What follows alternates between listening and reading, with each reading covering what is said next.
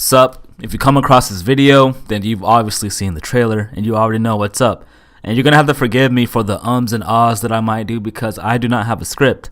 Now, I know that you have to take fighting game story with a grain of salt. They don't always make sense with their continuity and stuff. And no, I'm not upset because I didn't see a character that I wanted to see. Alright? So I'm just trying to knock out all these counter arguments. And no, I do not complain about everything. I will congratulate developers if they do something that I think is smart. Now, I am extremely disappointed. Like, I'm not like mad. I'm just like, wow, really? In this reveal, because I thought that they had some balls.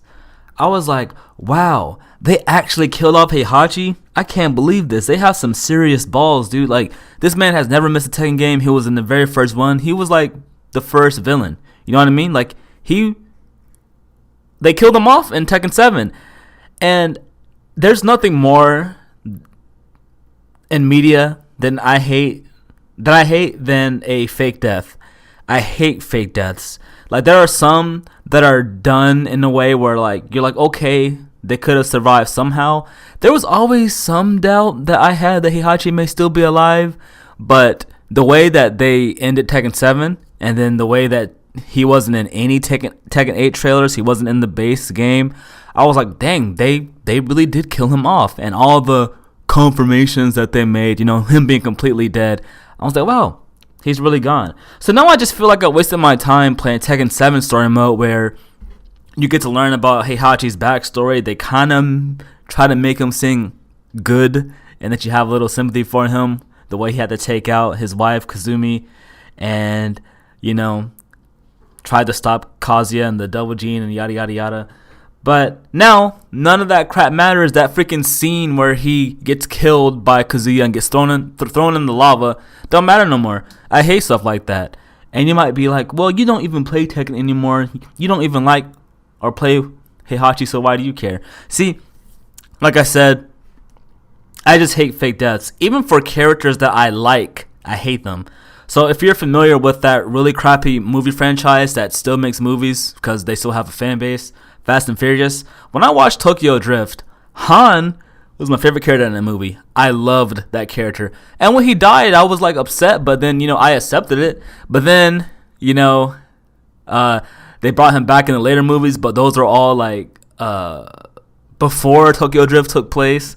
And then, you know, you see his death scene again. And then in Fast 9, it was like, oh, by the way, that was all a hologram. I'm still alive. I was so disappointed. I was like, I thought that this character was dead. I mean, I love the character, but, like, I accepted that he was dead. Why are you doing this fake death stuff where you just bring people back? I hate cop-outs like that.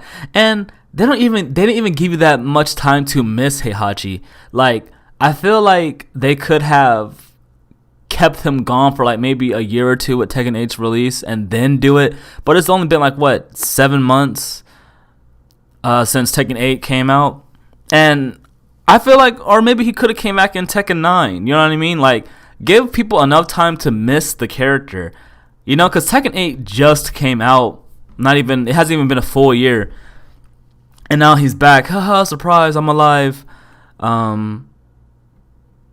Or they could have brought him in Tekken 9. I don't know if I already said that. I probably did.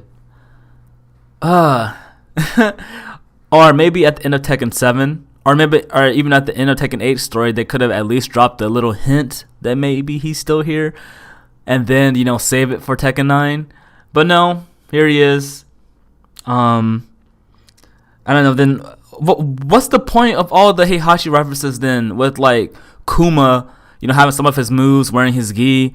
What's the point of the little cameo or the little wordplay that Lee has with his little thing called Hachi, and it says, "Hey, Hachi," and then what about Reina? Well, what's the point of her now? You know, if Heihachi is just still here. So basically, they killed this man off to sell him as DLC. Every DLC character has been someone that was in the previous game. Eddie, Heihachi, base game. Lydia, for some reason, last DLC character in Tekken 7, and it's still DLC in Tekken 8. I still don't see how some of y'all don't get the issue with that. But it is what it is. I don't really play Tekken or fighting games no more. I was going to make a video about that, but I may not. But yeah, that's my little rant. I know you gotta take it with a little grain of salt. I just hate fake deaths, and I feel like if they were gonna bring them back, they did it a little too early. It is what it is. If you play Heihachi, you got your main back. So, I guess, congrats to you. All right, rant out.